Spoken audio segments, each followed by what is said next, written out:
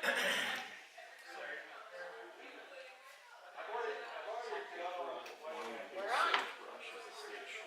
And the state tree is a cottonwood. Cottonwood. Cottonwood, and the bird is Meadowlark. meadowlark. Anybody home? Welcome, folks. Most of you know me, I'm Bob Culver, Jacksonville Tea Party. This is not a Tea Party event, however. I was requested to make some arrangements for folks to come in and talk about regulation. So we're going to talk about regulation and what to do about it. Yeah, we do not have a microphone in here, but this is a small room. I think we can all speak up. And there are two orders of business to start with. The first one is, would you all please stand and join me in the Pledge of Allegiance? Gentlemen, remove your hats.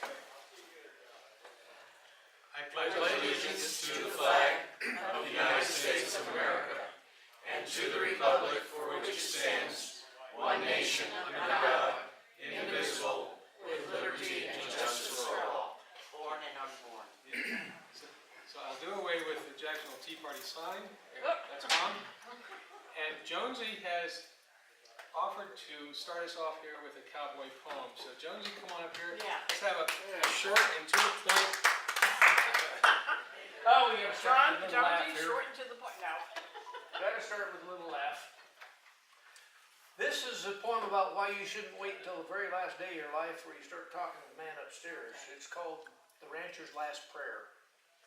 Well, old Zeke the rancher went one day to fix a distant fence. The wind was cold and gusty, the clouds rolled gray and dense.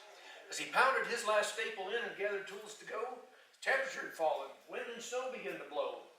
When he finally reached his pickup, he felt a heavy heart. From the sound of that ignition, he knew it wouldn't start.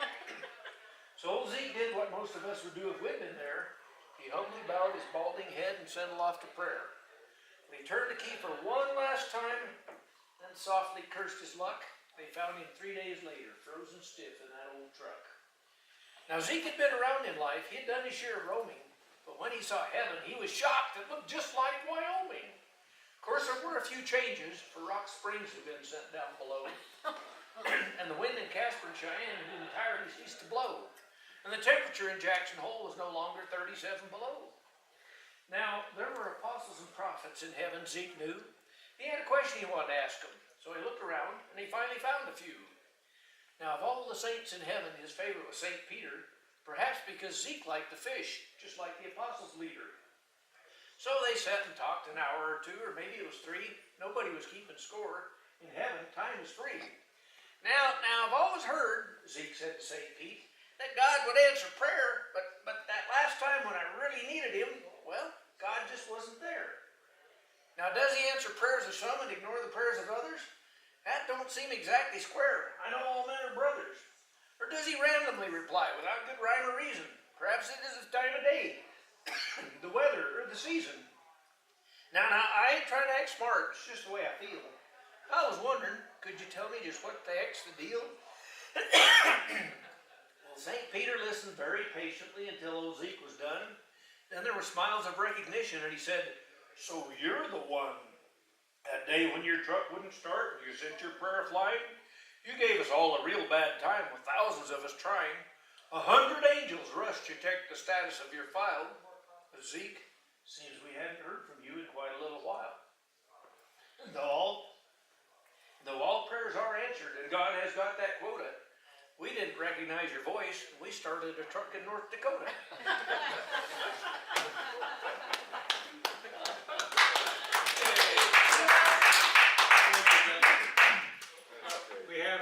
We have 3 guests here. Roman. That spelling gets me all the time. And Harriet and Marty. And they're going to talk about regulation, over-regulation, obscene regulation, and what we can do about it. So, Harriet, I think you're on first. Come on up. All right. Well, I am honored to be back in Jackson. Thank you very, very much for having me, Roman. It's good to see you again, Marty. It's always lovely to see you and to see all of you again. I was able to see you and meet you out on the campaign trail, and it's nice to be back in Jackson and catching up with all of you folks. I was asked to come up here because one of the things that I've been doing over about the last 15 years is really focusing on what's been happening, at least at the federal level, more specifically at the federal level in terms of regulations. And I've spent an enormous amount of time trying to understand and delve into what has been going on at the federal level and what it's doing really to our freedoms and our liberties. And what I have found is pretty disturbing. And just to give you an example of some of the things that I am talking about is that we all know that we have three branches of government. We know that we have the executive branch, the legislative branch, and the judicial branch. And we know that it's the legislative branch that is supposed to be the one that makes laws. But what has been happening over especially the last 30 years is that's really not what has been happening anymore. What we have come to both at the state and federal level is so many of our laws are being passed by regulatory agencies as regulations, all of which have the full force and effect of law, and all of which are impacting our lives in so many different ways. Just last week I was speaking in New York and Albany on Saturday, and so I put together some of my statistics that I always do before I go and speak, and I didn't have time to do them again before I came up here, but as of the 16th of October, last Tuesday, the U.S. debt was $21,630 billion. The U.S. debt as of January 5th, 2018 was $20,600 billion. It has gone up $1.3 trillion in 10 months. That is, just to give you a few more numbers, that is $65,000 per citizen and $177,000 per taxpayer. Why is that significant? Because there are so many things that are going on in the federal level that all they're doing is continuing to spend more and more and more money, and a lot of that has to do with what is happening with these agencies. I'm going to give you just a real quick example of what I mean by that, and I refer to it as the California model.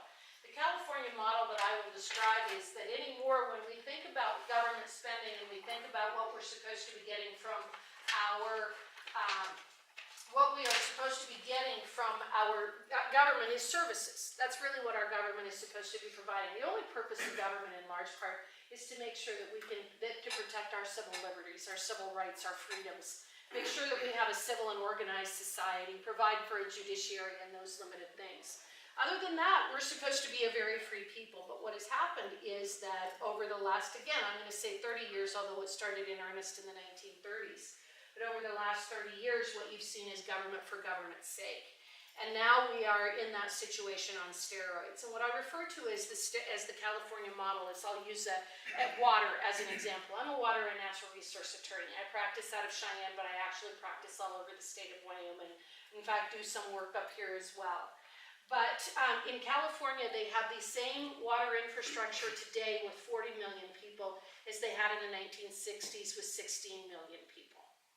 Yet they spend more in that state than any other state in the nation. They spend massive amounts of money, and the estimate is that in California, between 50% and 80% of California's state and local spending ultimately goes to employee compensation.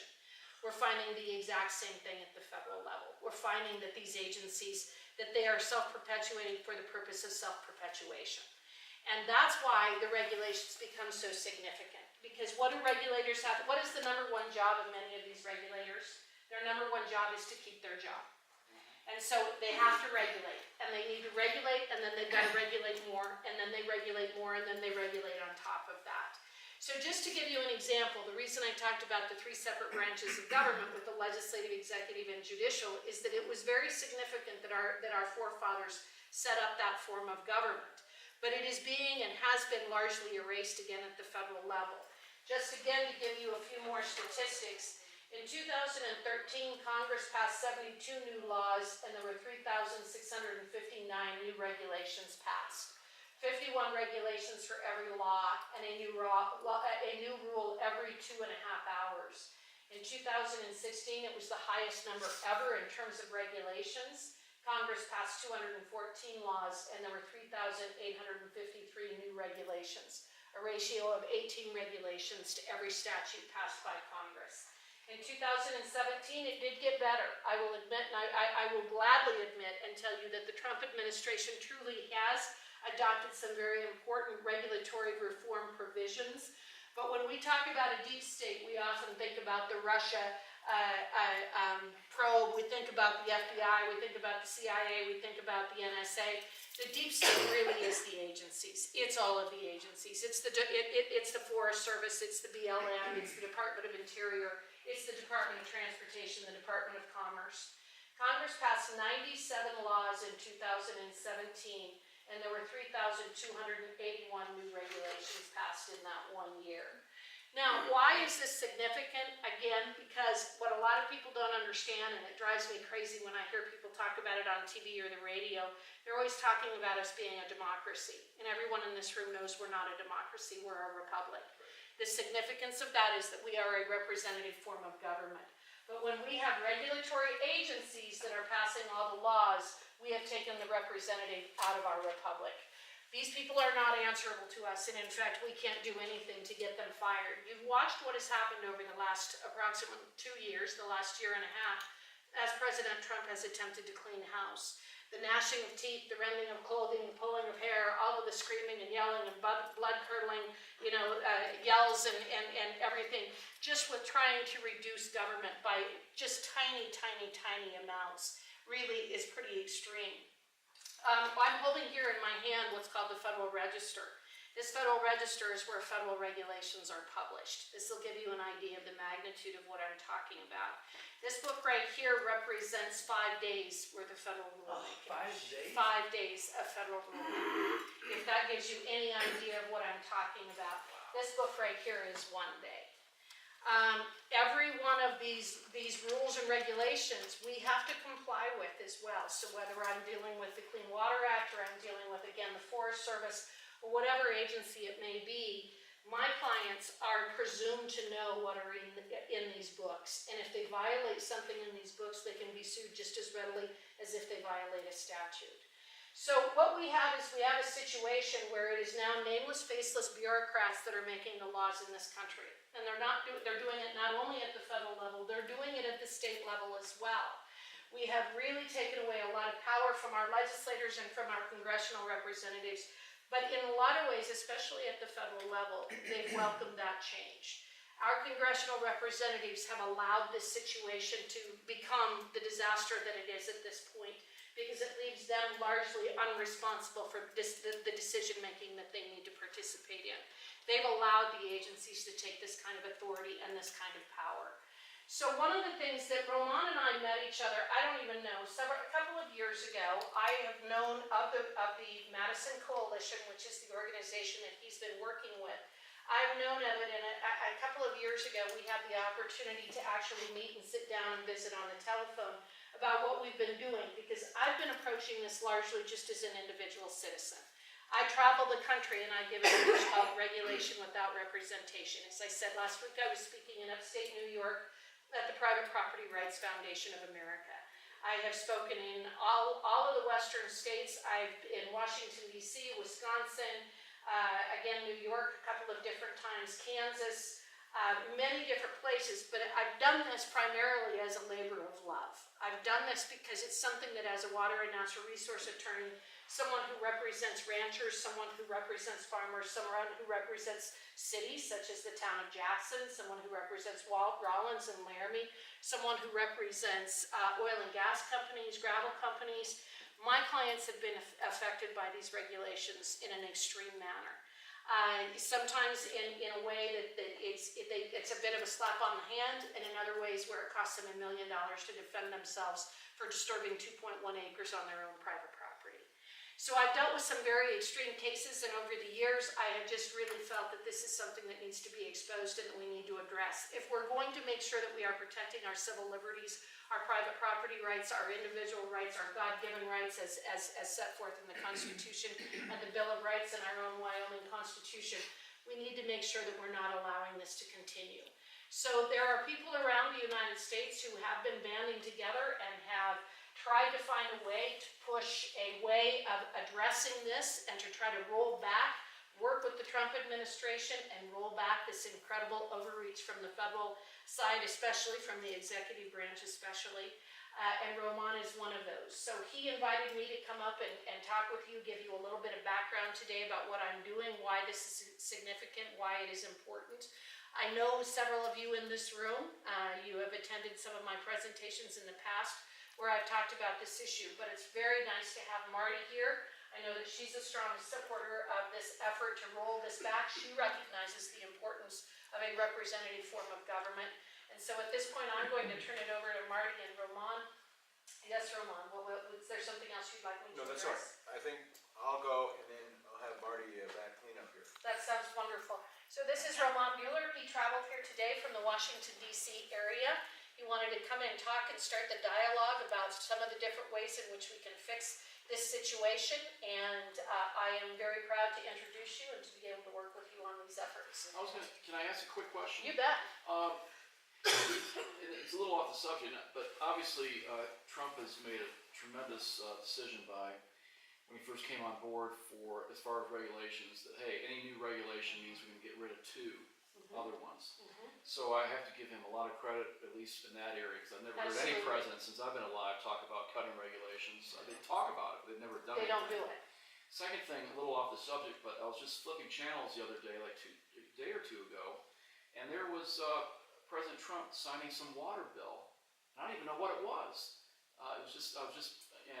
Do you know anything about that? Or? I haven't read, I've been traveling so much, I do Okay. know that it has to do with some of the issues in western United States. One of the things that there's several things that we deal with in the western United States on a water level that gets the feds very actively involved.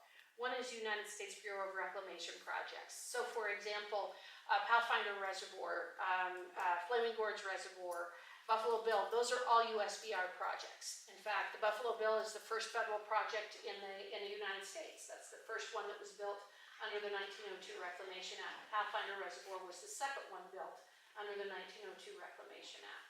So we have the impact from the United States Bureau of Reclamation. That's one agency that I actually think has done an incredibly good job of actually carrying out the mission that was assigned to it when it was created in the early 1900s.